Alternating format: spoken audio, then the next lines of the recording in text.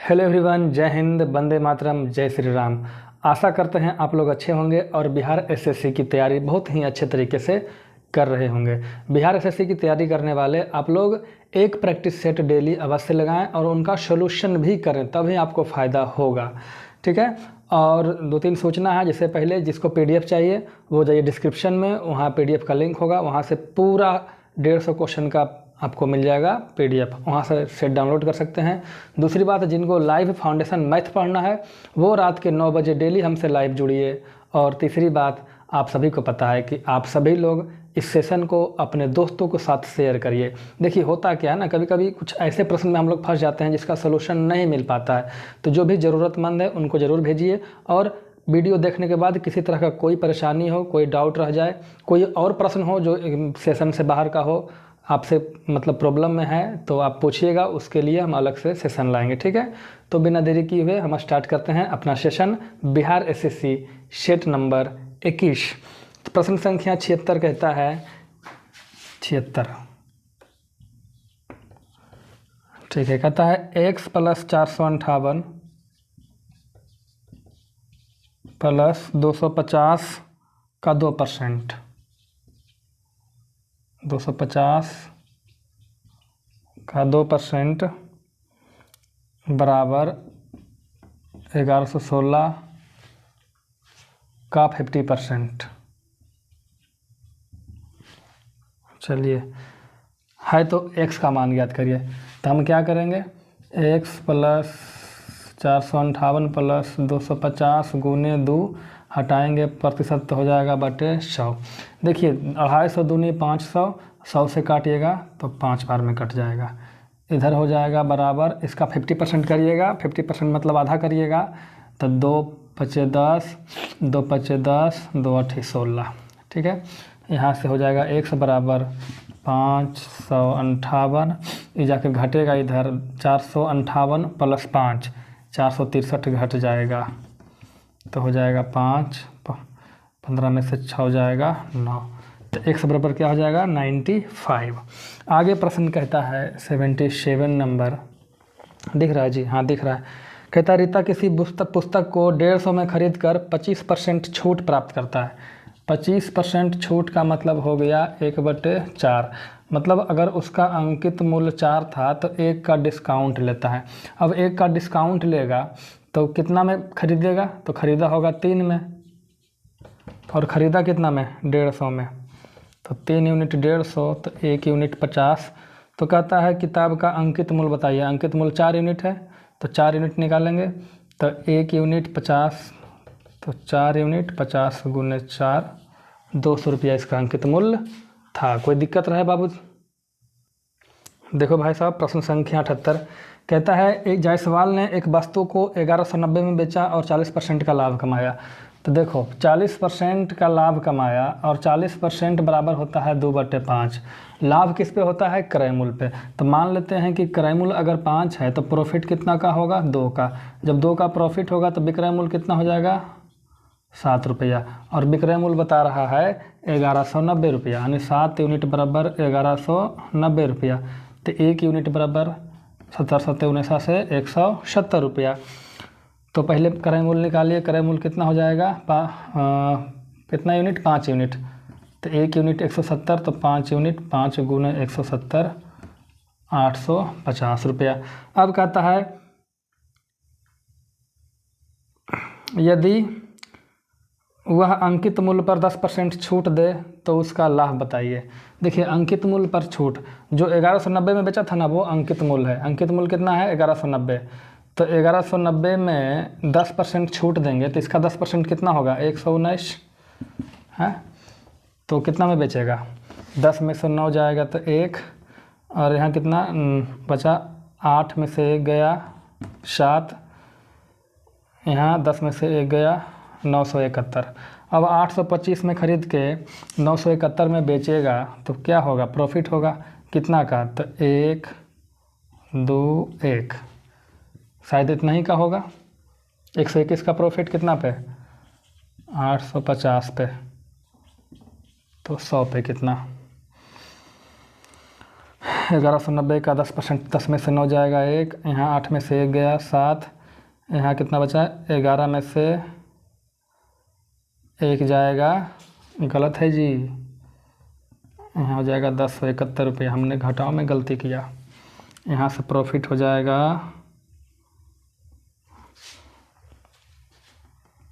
221 रुपये, काटोगे काट दो है ना, 17 से काटोगे 17 पचे 85, 17 से काटो 17 एकम 17, 17 51, 5 से काटोगे 5 दूनी 10, तो कितना परसेंट का प्रॉफिट हो गया, 26% का प्रॉफिट हो गया भाई साहब। ये था प्रश्न संख्या 78। 79 नंबर प्रश्न देख लो। 79 कहता है एक सड़क के किनारे पर 2 मीनार आमने सामने हैं, एक 50 मीटर लंबी सीढ़ी सड़क पर इस प्रकार रखी जाती है कि एक और मीनार पर 48 मीटर तक और दूसरी ओर 14 मीटर तक पहुंच पाती है। सड़क की चौड़ाई ज्ञात करिए। देखिए 2 मीनार है भाई, ठीक है, इस तरीके से 2 मीनार है, ये सड़क है, यहाँ से एक सीढ़ी रखे है ना, इसकी लंबाई है 50 मीटर और सीढ़ी वही है तो इसकी लंबाई 50 मीटर। कहता है जब एक तरफ रखे ना तो 48 मीटर ऊंचा तक गया, दूसरे तरफ 14 मीटर ऊंचा तक गया, तो कहता है ये जो रास्ता है यहाँ से यहाँ तक की लंबाई ज्ञात करिए। देखिए 90 बनाएगा, ये 90 बनाएगा। अगर आपको ट्रिपलेट याद होगा तो ये अगर इसका आधा करेंगे 25, 24, तो ये क्या होगा 7, तो दुगना है तो ट्रिपलेट करिएगा तो 48, 14, 50। अगर ट्रिपलेट नहीं आता है तो 50 के स्क्वायर में 48 का स्क्वायर करिए, घटाइएगा और वर्गमूल करिएगा तो ये आधा 14 आएगा। इसी तरीके से 50 है 48 है, 50 है 14 है तो दूसरा हो जाएगा 48, आप निकाल लेंगे। ये सड़क की लंबाई है, जोड़ देंगे 8 और 4 12, 4 1 5 1 6, 62 मीटर हो गई सड़क की लंबाई। प्रश्न संख्या 80 कहता है एक वस्तु को 1000 में बेचने पर क्रय मूल्य का 1/5 के बराबर हानि होता है, वस्तु का क्रय मूल्य ज्ञात कीजिए। देखिए 1/5 के बराबर हानि है ना, 1/5 क्रय मूल्य का 1/5, तो मान लेते हैं क्रय मूल्य अगर 5 है तो 1 रुपया क्या हो जाएगा हमारा, हानि हो जाएगा। तो कितना में बेचेंगे, तो 5 में खरीद के 1 में हानि लीजिएगा तो 4 में बेचिएगा, और बेच कितना में रहे हैं 1000 में, यही है ना जी। हाँ, तो 4 यूनिट 1000, तो 1 यूनिट 250, तो क्रय मूल्य कहता है, तो क्रय मूल्य कितना है 5 यूनिट, तो 5 गुने 1 यूनिट का 250, तो हो जाएगा 1250 रुपया इसका क्रय मूल्य हो गया। आगे कहता है एक वस्तु को 860 की अपेक्षा 1000 में बेचने पर 20% अधिक लाभ होता है, तो वस्तु का क्रय मूल्य ज्ञात करिए। देखिए बहुत विवादित प्रश्न है, बहुत सिंपल लग रहा है, 2 लाइन में ख़त्म हो गया, लेकिन भैया ये प्रश्न बहुत विवादित है। जिस दिन आपको विवाद समझ में आएगा, वर्षा तुमको भी बोल रहे हैं, उस दिन हम डिटेल में करेंगे, अभी समझ लो। मान लेते हैं कोई वस्तु है जिसका क्रय मूल्य है 100 रुपया, कहता है इसको तुम बेचो 860 में, ठीक है, तो कुछ फ़ायदा होगा।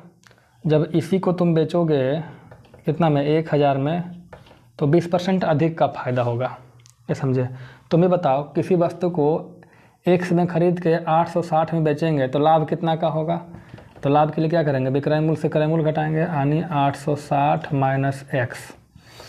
उसी तरीके से 100 में खरीद के 1000 में बेचोगे और लाभ हो रहा है तो लाभ कितना हो जाएगा, तो लाभ हो जाएगा 1000 माइनस x, विक्रय मूल्य माइनस क्रय मूल्य। अच्छा ये बताओ बाद वाला विक्रय मूल्य जो 1000 माइनस x है, इसमें से घटा दो पहले वाला यानी 860 माइनस x। ऐसा करोगे तो क्या निकलेगा, क्रय मूल्य का 5%। आप कहेंगे सर मतलब नहीं समझे। देखो कहता है इतना में बेचने पे जो भी प्रॉफिट हो रहा है उसी को जब 1000 में बेचोगे तो 5% अधिक प्रॉफिट होगा, है ना जी। यानी इसमें जो प्रॉफिट हुआ इसमें से पहले वाला प्रॉफिट घटा दोगे तो जो प्रॉफिट परसेंट बचेगा ना वो 5% है, क्योंकि 5% ये ज़्यादा है ये कम है, तो डिफरेंस कितना का 5% का। तो 5% किसका, क्रय मूल्य का, तो क्रय मूल्य x है उसका 5%। यहाँ से 1000 minus x minus 860 plus x बराबर x बटे काटोगे तो 20-25-100। देखो क्या क्या कट गया जी, ये x से x कट गया तो हो जाएगा, घटाओगे तो 140 और जाके 20 गुना हो जाएगा बराबर x, तो x बराबर हो जाएगा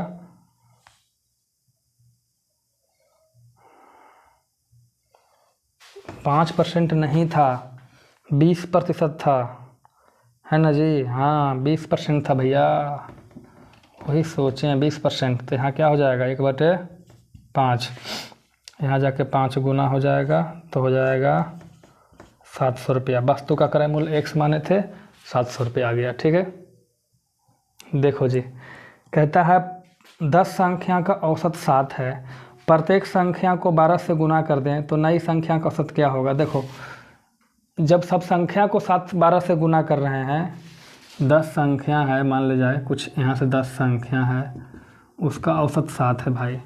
अब कहता है ना कि इस सभी में 12 से गुना कर दो, तो जब इधर 12 से गुना करोगे तो इधर भी करना होगा, तो नया औसत क्या हो जाएगा 12×7=84। आप नहीं समझ पा रहे हैं, देखिए सभी में अगर 12 जोड़ोगे तो यहाँ भी 12 जोड़ना पड़ेगा, सभी में 12 से भागा दोगे तो यहाँ भी 12 से भागा देना होगा, सभी में 12 घटाओगे तो यहाँ भी घटाना होगा, सभी में 12 से मतलब क्या करोगे, अब घटाओगे तो यहाँ भी घटाना पड़ेगा। ठीक है, नहीं समझे तो समझाते हैं एक तरीका और, क्या देख लो। 10 संख्या का औसत 7 है, तो योग कितना होगा, औसत 7 है, संख्या 10 है, तो कितना हो गया 70। अब कहता है सभी संख्या में 12 से गुना कर दो, तो सभी संख्या, ठीक है, तो सभी संख्या में जब 12 से गुना करोगे भैया तो योग 7 है, तो यहाँ भी 12 से गुना हो जाएगा, तो 12×7=84।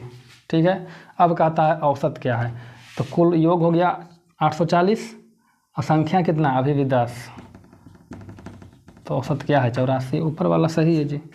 आगे कहता है 100 संख्याओं का औसत ज्ञात करने पर प्राप्त हुआ कि एक संख्या 53 की जगह त्रुटि से 83 पढ़ लिया। देखिए जब औसत निकाल रहे थे तो पढ़ना था 53 और हमने गलती से इसको लिख लिया 83। जब 53 की जगह 83 लोगे तो कितना ज़्यादा आप ले लिए, तो आप कहेंगे सर हमने 30 ज़्यादा ले लिया, तो जो 30 ज़्यादा लिया ये 30 को कम करना होगा तब ना सही होगा, है ना। ठीक है, अगर हम 2 कदम आगे चल गए हैं वापस वहीं आना है तो 2 कदम पीछे लेना पड़ेगा। देखो 53 की जगह 83 लिए हैं तो हमने 30 ज़्यादा लिया, तो 30 कम करना होगा। अब 30 कम करना होगा कितना पे, 100 संख्या है तो 100 पे औसत कितना कम करना होगा 0.3 औसत कम करना होगा, और औसत था पहले कितना 40, तो 40 में से 0.3 घटाओ तो 39.7।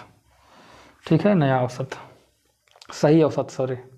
देखो जी इसमें p निकालना है, p का वैल्यू, तो देखो ये दोनों गुना हो जाएगा तो x⁻6 और गुने x⁻4। ठीक है, इसको क्या करेंगे, x आधार बराबर है तो पावर जुटेगा तो हो जाएगा 10 बटे x⁻10 बराबर x⁻3। देखो भागा है अब आधार बराबर है, तो जब भागा है आधार बराबर है तो पावर घट जाएगा, यानी 10 - 10 बराबर x⁻p, तो हो जाएगा x⁻0 बराबर x⁻p, तो p बराबर क्या हो गया 0। आधार बराबर है तो पावर बराबर होगा, तो p बराबर हो गया 0। आगे का इसमें दे रखा है और कहता है x का मान ज्ञात कीजिए।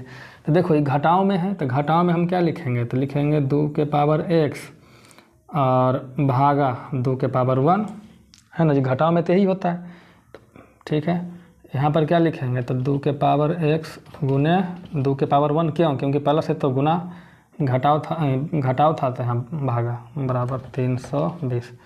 एलसीएम लेंगे, 2⁻1 हटा देते हैं, एलसीएम लेंगे तो 2 हो जाएगा, भागा देंगे तो 1, तो 2⁻x और देखो प्लस यहाँ बटे 1 है, भागा देंगे तो 2 बार में तो जाकर गुना हो जाएगा, 2⁻x गुने 2/1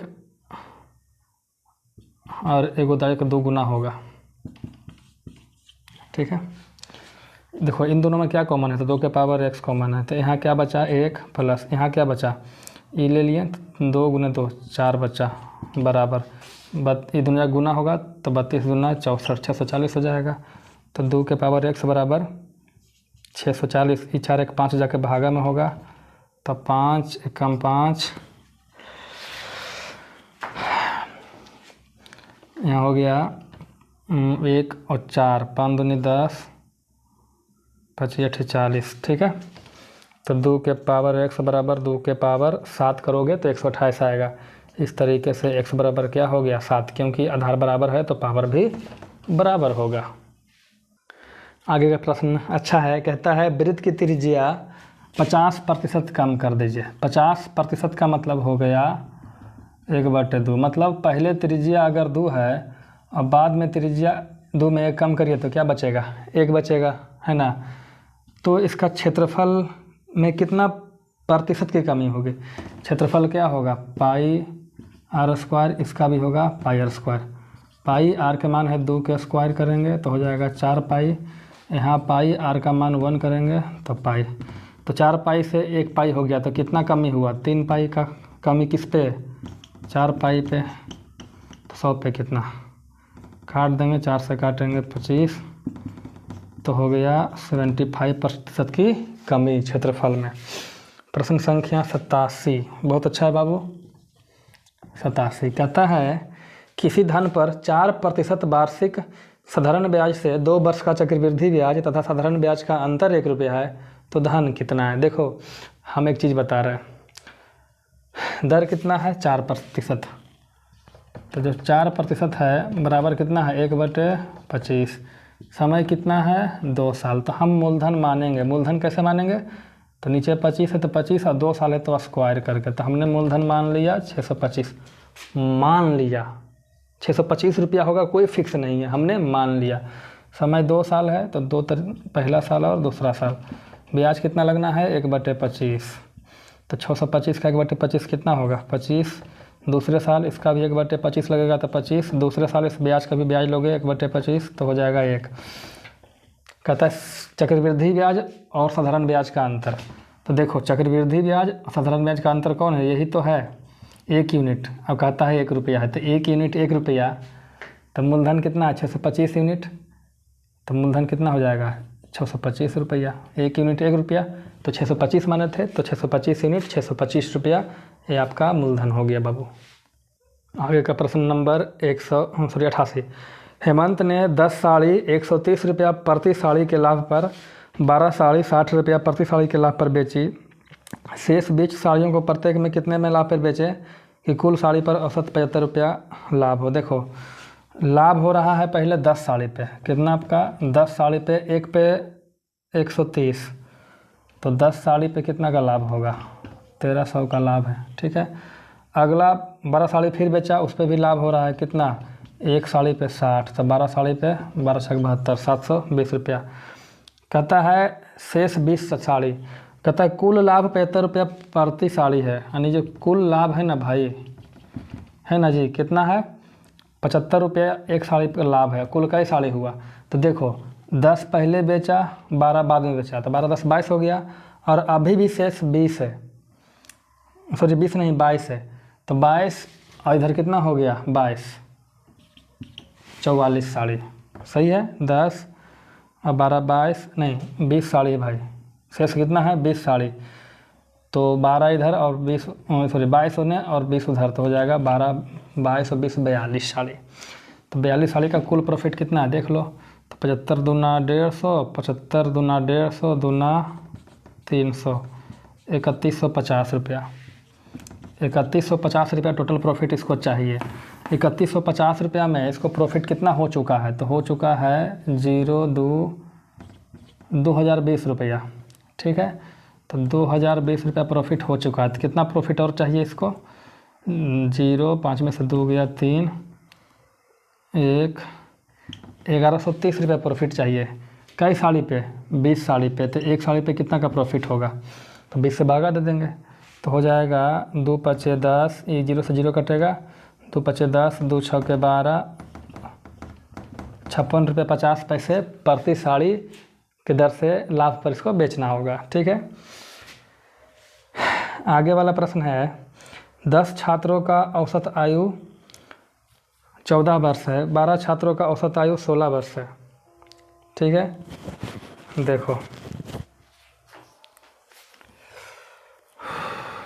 रुको,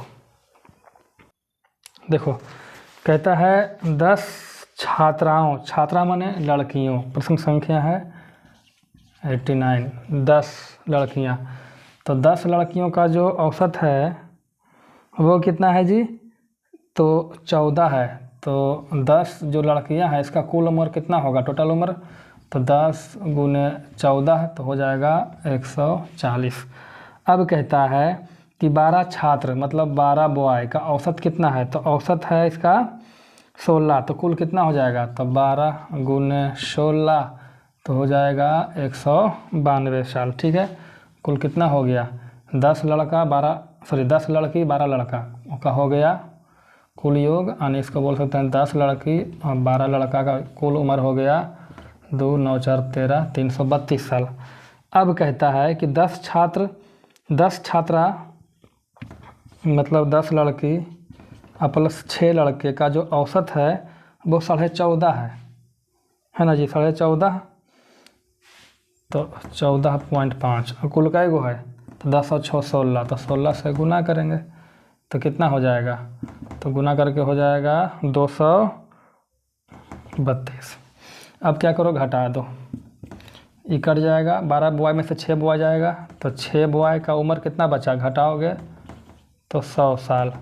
अब कहता है ये 6 लड़का का उम्र ना है कुल, इसका औसत बताओ, तो औसत बताओगे तो 100/6 करोगे तो 16.2/3 साल प्रत्येक लड़के का उम्र औसत उम्र बचेगा। ठीक है, घबराने वाली बात नहीं है। आगे कहता है 90 नंबर हल्का है कि 72 किलोमीटर प्रति घंटा को मीटर पर सेकंड में बदलिए, तो 72 गुने 5/18 से काटें गुना करेंगे तो हो जाएगा 20 मीटर पर सेकंड। ठीक है बाबू। प्रश्न संख्या 91 कहता है, देखो 91 नंबर प्रश्न है जाना, इस टाइप का प्रश्न बहुत पूछता है। कहता है 1 रुपये 50 पैसे और 25 पैसे के सिक्के हैं, तो 1 रुपया 50 पैसे को बोलेंगे 1/2 रुपया और 25 पैसे को बोलेंगे 1/4 रुपया। ठीक है, इसको रुपया में ले रहे हैं। 378 सिक्के हैं और मूल्य का अनुपात, मूल्य है ये 13 मूल्य है, ये 11 रुपया का है और ये 7 रुपया का है। देखो समझो क्या है। कहता है 1 रुपया का जो सिक्का है ना वो 13 रुपया का है, ये समझे, मतलब 1 रुपया वाला सिक्का को मिलाएंगे तो 13 रुपया बनेगा, तो कुल का सिक्का होगा, तो 13 सिक्का होगा। ठीक है, कहता है 50 पैसे वाले सिक्कों के 11 रुपया होने हैं, तो कितने सिक्के चाहिए, तो आप कहेंगे सर 22 सिक्का होगा 50 पैसे वाला, तब ना 11 रुपया होगा। इसी तरीके से ये मूल्य के अनुपात है, देखना ध्यान से पढ़ना, प्रश्न में मूल्य है, तो 7 रुपया होना है, 25 पैसा का क्या सिक्का चाहिए, तो 7 चौके 28 सिक्के चाहिए। अनुपात में आया तो इसको 1 में सब में कर दो, कुल कितना हो जाएगा, देखो तो 8 2 10 और 3 13, 2 2 4 1 5 1 6 63 एक्स। कुल कीमत इतना हुआ, और कुल कीमत कितना है, तो सॉरी कुल सिक्कों की संख्या नहीं जी, संख्या है, कुल सिक्कों की संख्या 63 एक्स और सिक्के कितने हैं 378, तो एक्स बराबर 6। क्या कहता है 50 पैसे वालों सिक्कों की संख्या 22 एक्स, 22 और एक्स का मान 6 यानी 132 सिक्के हैं। 25 पैसे वाला पूछेगा तो इसमें गुना करेंगे, 1 रुपया वाला तो इसमें पूछेंगे। ठीक है, आगे 92 नंबर प्रश्न कहता है A/B बराबर C/D, तो MA plus NC/MB plus ND का मान बताइए। देखिए A का मान कितना रखो, देखो A का मान C रखो, B का मान D रखो, तो A का मान कितना रख दिए C,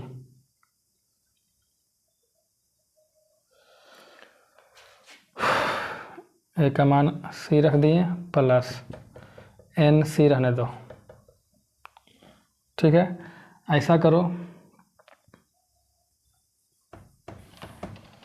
A को MA रहने दो, N को N और C के बदले कर दो A।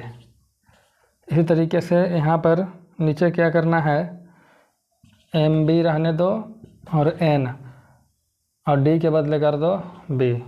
ऊपर में A कॉमन लेंगे तो क्या हो जाएगा M प्लस N, नीचे B कॉमन लेंगे तो क्या हो जाएगा M प्लस N, ये दोनों कट जाएगा तो क्या बचेगा A अनुपात B। कोई दिक्कत, यही उत्तर बाबू। देखो वर्षा 93 नंबर प्रश्न देखो, ठीक है, घबराना नहीं। कहता है 2 अंकों की संख्या कि अंकों का योग का अनुपात नहीं समझे। देखो, दो अंकों की संख्या है, दो अंकों की संख्या कहाँ से स्टार्ट होती है? तो स्टार्ट होती है 10 से लेके 99 तक। तो हम मान लेते हैं कि इकाई अंक है बाई और दहाई अंक मान लेते हैं x। तो संख्या क्या बनेगा? जैसे आपको बोल दें कि इकाई अंक 1 है, दहाई अंक 2 है, तो संख्या क्या बनाएंगे? इसमें 10 से गुना करेंगे, इसमें 1 से गुना करेंगे और जोड़ देंगे तो 21। दहाई अंक 2, इकाई अंक 1। इसी तरीके से इसमें बनाएंगे तो 10 से गुना करेंगे तो 10x और इकाई अंक में 1 से गुना करके जोड़ देंगे, संख्या बना 10x + 22। कहता है दो अंकों की संख्या, तो संख्या हो गया, और अंकों का योग, अंकों का योग करेंगे तो x + 22। जैसे 21 में अंकों का योग क्या होगा? 2 1 3 होगा, तो वैसे ही x + 22 है ना। अंकों को जोड़ दिए और इसका अनुपात दे रखा है 7:1। तो 10x + 22 बराबर तिरछा गुना होगा 7x + 7y। कोई दिक्कत? तो यहाँ से हो जाएगा 3x बराबर 6y, तो x बराबर 2y। कोई दिक्कत नहीं। एक चीज़ और कह रखा है आगे, आगे क्या कहता है कि यदि इकाई अंक दहाई अंक से 1 कम है, इकाई अंक दहाई से कम है, तो दहाई ज़्यादा है, मतलब दहाई में से अगर इकाई घटाएंगे तो 1 बचेगा, है ना। इकाई अंक दहाई से 1 ज़्यादा, मतलब देखो इकाई अंक जो है ना, नहीं दहाई अंक, इकाई अंक कितना है? 22। दहाई से 1 कम, तो वही तो किए, इस 1 को देखो x - 22 कर दिए और 1 को इधर भेज दिए, ठीक है, वही चीज़ है। किसका मान पूछ रहा है? संख्या क्या है, तो x बाई हमको निकालना पड़ेगा। तो देखो x बराबर 2y है, तो इसके जगह पर रखेंगे 2y, 2y - y बराबर 1, तो y बराबर क्या होगा? 1। अब x का मान निकाल लेंगे यहाँ से, x बराबर क्या होगा? 1 + y, 1 और y का मान 1, तो हो जाएगा 2। तो संख्या क्या है? तो संख्या देखो, इकाई अंक जो y है हमारा 1 बना और x है वो 2 बना, तो संख्या क्या बनेगा? तो संख्या यही ना बनेगा जी। या फिर बोलो दहाई अंक 2 है, इकाई अंक 1 है, तो 21 बनेगा। या फिर 2 × 10 करो 20 और जोड़ 1 21 करो, संख्या वही आनी है। आगे सौरभ के पास कुछ गाय और कुछ मुर्गे हैं, ठीक है। कुल सिरों की संख्या 48, मतलब कुल जानवर कितने? जानवर मतलब मुर्गा और गाय मिला के कितने हैं? 48। तो कुल जानवर की संख्या 48, क्योंकि पैर जितने भी हों मूड़ी सबका 1 होता है। मुर्गा और गाय, मुर्गा को 2 पैर, गाय को 2 + 2 4 पैर। मान लेते हैं कि अगर कुल के कुल, टोटल के टोटल, सब के सब, सॉरी, मान लो कि अगर सभी के 2 पैर होते, ये गाय के भी 2 पैर होता, तो क्या होता? अगर सभी के 2 पैर होते तो जानवर कितना? 48, तो कुल कितना पैर होते? 96, है ना जी। लेकिन कुल पैरों की संख्या दे कितने रखें? 140, तो 140 में से 96 घटाओ तो बचेगा 44, मतलब ये 44 पैर ज़्यादा हैं। अगर सभी के 2 ही पैर होते तो पैरों की संख्या 96 होना चाहिए, लेकिन हो कितना रहा? 140। कितना ज़्यादा? 44 ज़्यादा। ये 44 ज़्यादा क्यों है? क्योंकि सभी के 2 पैर नहीं हैं, कुछ के 4 पैर हैं। तो किसके 4 पैर हैं? गाय के। तो 44 पैर अधिक हैं और एक गाय के 2 पैर अधिक बन रहे हैं, तो 44 पैर कितने गाय के बनेंगे? तो 22 गाय के। तो इसमें से 22 घटा दो तो 26 बचेगा, जो कि मुर्गे की संख्या है जो पूछ रखा है। 95% करता है जय 30,000 रुपये लगाकर बिजनेस शुरू किया। एक आदमी है जय जो 30,000 रुपये लगाया, बिजनेस शुरू किया। कहता 2 महीना बाद राजू भी आ गया और ये लगाया 45,000 रुपया। कहता है 1 साल के बाद, देखो ये शुरू से था तो पूरे 1 साल तक पैसा लगाया, यानी 12 महीना के लिए। ये 2 महीना बाद आया, अब अंतिम तक रहा, तो 12 महीना में 2 महीना बाद आया तो 10 महीना के लिए पैसा लगाया। तो इसका लाभ का अनुपात क्या होगा? तो जो लाभ का अनुपात होगा ना, वही कैपिटल और गुने टाइम के अनुपात के बराबर है। दोनों गुना होगा, 2 गुना दे दिए। अब अनुपात ही तो बाद में निकालना है, तो काटना ही पड़ेगा, तो अभी काट दो। 3 0 से 3 0 काट दो,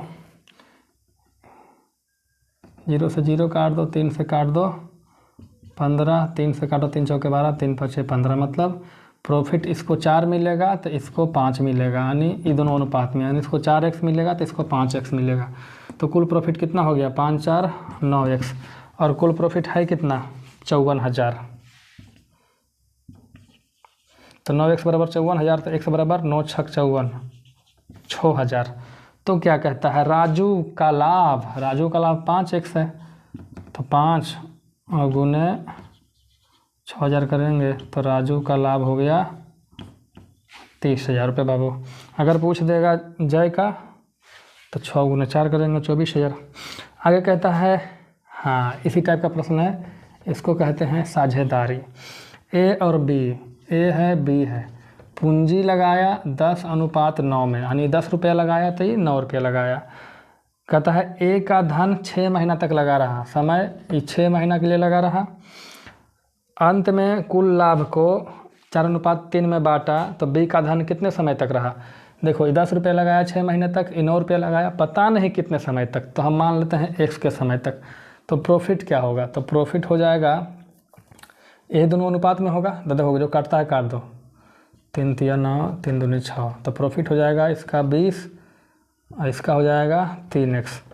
तो 20/3x कर दो, क्यों, क्योंकि अनुपात दे रखा है कितना 4:3 है ना जी। 4 से काटोगे 3 से 3 कट जाएगा, 4 से काटोगे 5, तो x बराबर क्या हो गया 5।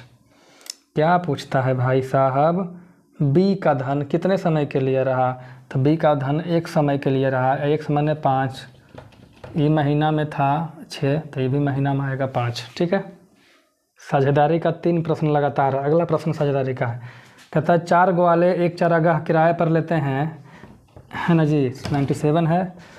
ए 24 गाय, देखो ए जो है ना वो 24 गाय रखता है 3 महीने के लिए, बी जो है वो 10 गाय रखता है 5 महीने के लिए, सी जो है वो 35 गाय रखता है 4 महीने के लिए, और डी जो है 21 गाय रखता है 3 महीने के लिए। ठीक है,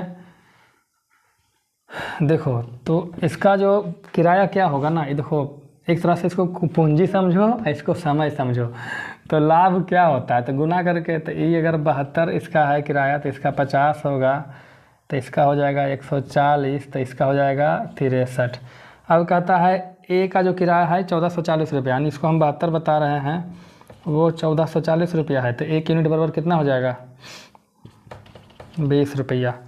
तो कहता है चारागाह का कुल किराया, टोटल किराया, तो टोटल किराया जोड़ो, सबको जोड़ दो जी, कैसे जोड़ोगे हैं, 190 और ये हो जाएगा 190 और 7 6 13, देखो 190 7 6 13 130 और 3 2 5 9 3 12 325 यूनिट, है ना जी।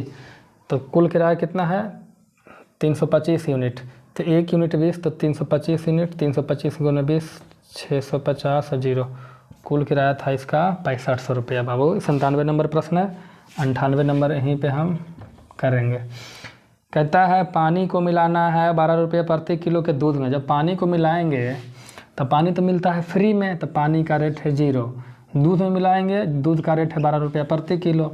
अब मिलाने के बाद इसको हम जब बेचेंगे ना, तो औसत मूल्य 8 रुपये किलो होना चाहिए। तो औसत मूल्य, तो पानी फ्री में, दूध का रेट 12 और दोनों का रेट औसत में 8। घटाएंगे 12 में से 8 जाएगा 4, है ना, और 8 में से 0 जाएगा 8। तो अनुपात ही है 4 एकम 4, 4 दूनी 8, 1:2 है बाबू। मतलब क्या है, पानी 1 लीटर मिलाएंगे तो दूध 2 लीटर मिलाएंगे, इसका मतलब यही है। आ जाओ 99 नंबर। कहता है 2 वर्ग है, उसका क्षेत्रफल का अनुपात 1:3 है। वर्ग है भाई, 1 वर्ग ही है और 1 वर्ग ही है। इसका क्षेत्रफल 1 है, इसका क्षेत्रफल 3 है। तो देखो क्षेत्रफल इतना है, तो इसका क्या निकालोगे भुजा, तो भुजा क्या हो जाएगा √1, इसका हो जाएगा √3। तो भुजा हो गया 1, इसका भुजा हो गया √3, 1 का वर्गमूल। अब कहता है इसका परिमाप का अनुपात, तो परिमाप निकालेंगे, तो इसका भुजा 1 है, तो परिमाप निकालेंगे, तो 4 भुजा है, 4 से गुना करेंगे। ये भी √3 एक भुजा है, 4 से गुना करेंगे तो परिमाप निकलेगा। दोनों का अनुपात निकालेंगे तो 4 से 4 कट जाएगा, तो परिमाप का अनुपात क्या हो गया 1/√3। आगे कहता है 40 व्यक्ति 160 मीटर लंबे दीवार को, देखो यहाँ पर एक चीज़ बताए थे M1D1/W1 बराबर M2D2/W2 फार्मूला याद होगा। इसे कहता है 40 व्यक्ति, तो 40 M1 कितने दिनों में 20 दिनों में, तो D1 20, कितने मीटर दीवार, तो 160 मीटर लंबा दीवार है ना जी। तो कहता है 25 व्यक्ति M2 25 कितने दिनों में, तो दिनों की संख्या नहीं पता तो रहने देते हैं D। कहता है 150 मीटर, तो काम क्या है 150 मीटर, कहाँ कोई दिक्कत है, कोई दिक्कत नहीं होता है। आप लोग घबरा जाते हैं काट दो कट जाएगा जी। देखो 40 से काटोगे तो ये कटेगा 4 बार में, 4 से काटोगे तो ये कटेगा 5 बार में, 5 से काटोगे तो ये कटेगा 5 बार में, ये 5 से काटोगे तो कटेगा 30 बार में, तो D बराबर हो जाएगा 30। मतलब कितने दिनों में बना लेंगे, तो 30 दिनों में बना लेंगे। इस तरीके से आपका पूरे 100 मतलब 25 क्वेश्चन 76 से लेकर 100 तक आपका कंप्लीट हुआ। फिर भी आपको कोई डाउट रह जाता है, कोई तरह का मतलब सजेशन वगैरह देना है, फीडबैक देना है, तो आप दे सकते हैं। ठीक है, मिलते हैं अगले क्लास में, तब तक के लिए जय हिंद जय भारत।